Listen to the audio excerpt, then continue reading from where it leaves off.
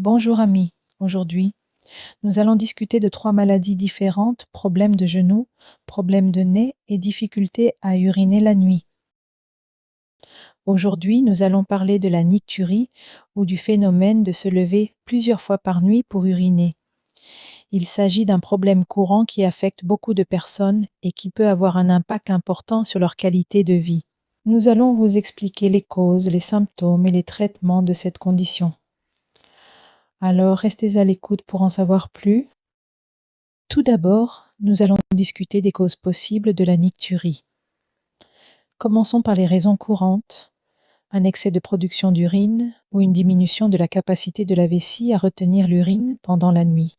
Nous aborderons également les causes plus graves, telles que les infections des voies urinaires, les problèmes de prostate et l'insuffisance rénale, qui peuvent également être à l'origine de ce phénomène. Maintenant, il est temps de discuter des symptômes de la nicturie. Les personnes touchées par ce phénomène présentent généralement un besoin urgent d'uriner plusieurs fois par nuit, ce qui peut interrompre leur sommeil et les priver de repos à des cas. D'autres symptômes peuvent inclure des pertes accidentelles d'urine, une sensation de brûlure ou de démangeaison et une incapacité à maîtriser la vessie. Le fait de se relever plusieurs fois pour uriner la nuit est connu sous le nom de nicturie. Il est causé par un excès de production d'urine pendant la nuit, peut-être en raison d'un excès de fluide ingéré au cours de la journée ou d'un trouble urinaire sous-jacent. D'autres causes peuvent inclure les infections des voies urinaires, les problèmes de prostate, l'insuffisance rénale et l'incontinence urinaire. Il est important de noter que la nicturie peut avoir un impact important sur la qualité de vie, car elle peut interrompre le cycle normal de sommeil et causer de la fatigue pendant la journée. De plus, il peut être indésirable de devoir se lever plusieurs fois par nuit pour aller aux toilettes. Afin de soulager les symptômes de la nicturie, il est important de boire moins de liquide en fin de journée et de limiter la consommation d'alcool et de caféine tard dans la soirée. Il est également important d'identifier et de traiter toutes les causes sous-jacentes à la nicturie, telles que les infections des voies urinaires, les problèmes de prostate et l'insuffisance rénale. Si la nicturie persiste malgré les mesures prises, il est important de consulter un médecin pour une évaluation supplémentaire et un traitement approprié. Également, il est important de noter que les personnes âgées sont plus susceptibles de souffrir de nicturie en raison de changements naturels du système urinaire qui se produisent avec l'âge. Si vous êtes âgé et que vous constatez des symptômes de nicturie, il est important de consulter un médecin pour une évaluation supplémentaire et un traitement approprié. Passons maintenant au traitement de la nicturie. Il existe plusieurs options disponibles pour y remédier en fonction de la cause sous-jacente. Si ce phénomène est causé par un excès de production d'urine, par des liquides ingérés trop tard pendant la journée, le traitement consiste principalement à restreindre l'apport de liquide avant le coucher. Une autre solution consiste à prendre des médicaments qui réduisent la production d'urine ou agissent sur la vessie pour limiter les envies nocturnes d'uriner. Si la nicturie est due à une infection des voies urinaires, un traitement antibiotique peut être nécessaire pour la traiter. Pour les personnes souffrant de problèmes de prostate ou d'insuffisance rénale, un traitement spécifique pour ces conditions est recommandé. Enfin, chez les personnes plus âgées, il est important de noter que les changements naturels du système urinaire peuvent être un facteur contribuant à la nicturie et que des médicaments peuvent être prescrits pour aider à réduire l'envie de se lever plusieurs fois pour uriner. Il est important de noter que la nicturie peut être un signe d'autres conditions de santé telles que le diabète ou l'hypertension et qu'un contrôle régulièrement des valeurs de sucre dans le sang et de la tension artérielle peut être nécessaire pour traiter ces conditions sous-jacentes et ainsi réduire les envies d'uriner pendant la nuit. Enfin, il est également important de noter que la nicturie peut être un effet secondaire d'un certain nombre de médicaments tels que ceux utilisés pour traiter les troubles de l'hypertension ou les troubles psychologiques. Pour conclure, la nicturie est un phénomène courant qui peut affecter l'état de vie de nombreuses personnes. Il est important d'identifier les causes et les symptômes sous-jacents pour pouvoir y remédier correctement. Il existe plusieurs options de traitement disponibles allant des mesures de mode de vie, comme la restriction de l'apport de liquide avant le coucher, à la prise de médicaments qui agissent sur la vessie ou les organes génitaux, en passant par la prise en charge de maladies sous-jacentes telles que le diabète ou l'hypertension.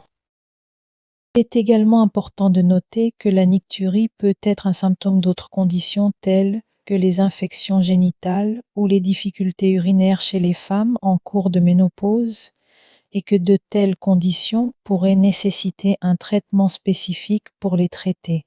En général, il est important de consulter un médecin pour évaluer les circonstances individuelles de la personne et prescrire le traitement approprié pour réduire la nicturie et améliorer la qualité de vie globale. Pour résumer les points clés abordés aujourd'hui, nous pouvons noter que la nicturie est une condition courante où les personnes doivent se lever plusieurs fois par nuit pour uriner. Plusieurs raisons peuvent en être à l'origine, allant d'un excès de production d'urine et de liquides ingérés tard dans la journée à l'effet secondaire de certains médicaments. Elle peut également se produire en raison de troubles de santé tels que les infections des voies urinaires, l'hypertension et certaines formes de diabète. Une dernière note. Il est important de noter que la couleur et la odeur de l'urine peuvent indiquer des problèmes de santé tels que des infections ou des troubles rénaux. Il est donc recommandé de noter ces caractéristiques et d'évaluer si elles sont anormales. Nous passerons maintenant à la discussion sur le deuxième sujet abordé dans ce podcast, le nez. Les causes et les solutions à la croque du nez sont principalement dues à des changements dans la pression nasale qui provoquent une sensation de craquement ou de bruissement dans le nez. Les problèmes courants qui peuvent en être la cause, incluant un rhume, une sinusite, des allergies, une déviation de la cloison nasale, un traumatisme ou un problème de cavité nasale. Les solutions comprennent des traitements médicaux pour les affections sous-jacentes, des sprays nasaux et des vaporisateurs désincrustés pour nettoyer les passages nasaux. Il est également possible que les bruits du nez soient causés par une mauvaise utilisation des aérosols et des sprays nasaux, qui peuvent provoquer une inflammation temporaire de la muqueuse nasale. Pour éviter cela, il est important de bien suivre les instructions de l'étiquette des produits et de ne pas les utiliser de manière excessive ou prolongée. Il est important de noter que la croque du nez ne devrait pas causer de symptômes gênants ou une gêne importante. Si vous avez une sensation constante de bruissement ou de craquement dans le nez, il est important de consulter un professionnel de la santé pour éliminer tout problème sous-jacent plus sérieux. En conclusion, la croque du nez est principalement due à des changements dans la pression nasale et peut être causée par de nombreux facteurs tels que les rhumes, les sinusites, les allergies, les traumatismes ou les problèmes de la cavité nasale. Il existe différents traitements pour y remédier, tels que des médicaments, des sprays nasaux et des vaporisateurs désincrustés, et il est important de consulter un professionnel de la santé si les symptômes persistent. Il est également important d'adopter des habitudes de vie saines, telles que boire suffisamment d'eau et pratiquer des exercices de respiration pour garder les membranes nasales hydratées et souples. Enfin, il est conseillé d'éviter les substances irritantes telles que la fumée de tabac et les produits chimiques puants qui peuvent aggraver les symptômes de la croque du nez, réduire les symptômes, tels que nettoyer régulièrement le nez à l'eau salée ou avec des nettoyeurs de nez, ou utiliser un humidificateur pour augmenter l'humidité de l'air. En général, la meilleure façon de traiter la croque du nez est de traiter ses causes sous-jacentes et de prendre soin de ses muqueuses nasales. Il est important de noter que la croque du nez est généralement inoffensif et ne devrait pas causer de préoccupations excessives, à moins que les symptômes ne soient persistants et accompagnés de douleurs ou de brûlures. Dans de tels cas, il est recommandé de consulter un professionnel de la santé pour une évaluation supplémentaire. En conclusion, la croque du nez est une condition courante qui peut être causée par de nombreux facteurs et peut être traitée avec des solutions variées. Les mesures préventives, telles que l'hydratation adéquate et les pratiques d'hygiène nasale, peuvent aider à prévenir les symptômes, tandis que les états plus graves nécessitent une évaluation professionnelle et un traitement adéquat. Passons maintenant au troisième et dernier sujet abordé dans ce podcast, c'est-à-dire les problèmes de genoux. Les causes courantes de la douleur au genou sont la gonarthrose, les entorses, les tendinites, les traumatismes tels que les contusions, les fractures et les déchirures du cartilage ou des ligaments. Les solutions peuvent aller de la physiothérapie, de la chirurgie, en passant par la prise de médicaments anti-inflammatoires ou analgésiques pour réduire la douleur et l'enflure. D'autres causes courantes de la douleur au genou sont les maladies auto-immunes telles que la polyarthrite rhumatoïde, les troubles de la croissance tels que l'ostéochondrite et les tumeurs. Il est important de consulter un professionnel de la santé pour identifier la cause sous-jacente et mettre en place un plan de traitement approprié. Les symptômes courants de la douleur au genou sont la douleur, la raideur, l'enflure, la faiblesse et l'instabilité de la jointure. En fonction de la cause sous-jacente, les symptômes peuvent varier et peuvent s'aggraver avec l'activité et l'exercice. Il est important de noter que la douleur au genou peut être un signe d'un problème plus grave, comme une fracture, une entorse grave ou une infection.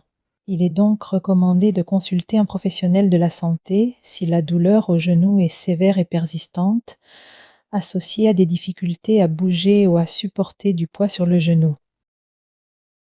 Une attention supplémentaire devrait être accordée aux personnes âgées et aux personnes souffrant d'obésité, car elles ont un risque plus élevé de développer une douleur au genou en raison de l'usure des articulations et de l'excès de poids qui exerce une pression supplémentaire sur les genoux. Enfin, il est important de noter que certaines mesures préventives peuvent aider à réduire le risque de douleur au genou, telles que l'exercice régulier, le maintien d'un poids santé, le port de chaussures de soutien et l'évitement de mouvements brusques ou répétitifs qui pourraient stresser les genoux. En conclusion, la douleur au genou peut être causée par de nombreuses raisons et il est important de consulter un professionnel de la santé pour identifier la cause sous-jacente et mettre en place un plan de traitement approprié. De plus, il est important de prendre en compte les mesures préventives pour réduire le risque de développer une douleur chronique au genou. Il est également important de noter que la douleur au genou n'est pas toujours un signe d'un problème grave et que les symptômes peuvent souvent être gérés avec des traitements non chirurgicaux tels que la physiothérapie, l'utilisation de glace ou de chaleur, des anti-inflammatoires non stéroïdiens et une modification de l'exercice de l'activité pour réduire la pression sur le genou. Traitements chirurgicaux tels que l'opération de remplacement du genou peuvent être nécessaires dans certains cas pour soulager la douleur chronique et les symptômes persistants tels que l'instabilité ou la faiblesse du genou. Il est important de discuter de toutes les options de traitement avec un professionnel de la santé pour trouver le meilleur chemin à suivre. Le traitement de la douleur au genou dépendra de la cause profonde et de l'histoire médicale de la personne. Il est donc important de consulter un professionnel de la santé pour évaluer la situation et discuter des différentes options disponibles pour atténuer la douleur et améliorer la qualité de vie. Merci d'avoir écouté ce podcast. Espérons que vous avez trouvé les informations utiles. N'hésitez pas à suivre notre podcast pour plus d'informations utiles sur la santé et le bien-être. Au revoir. Merci à tous d'avoir écouté ce podcast consacré aux difficultés rencontrées pour uriner la nuit, aux problèmes de genoux et au nez. N'oubliez pas qu'en cas de difficulté pour uriner la nuit ou de problèmes de santé persistants, il est important de consulter un spécialiste pour recevoir un diagnostic et un traitement approprié. Nous espérons que vous avez trouvé ces informations utiles. Prenez soin de vous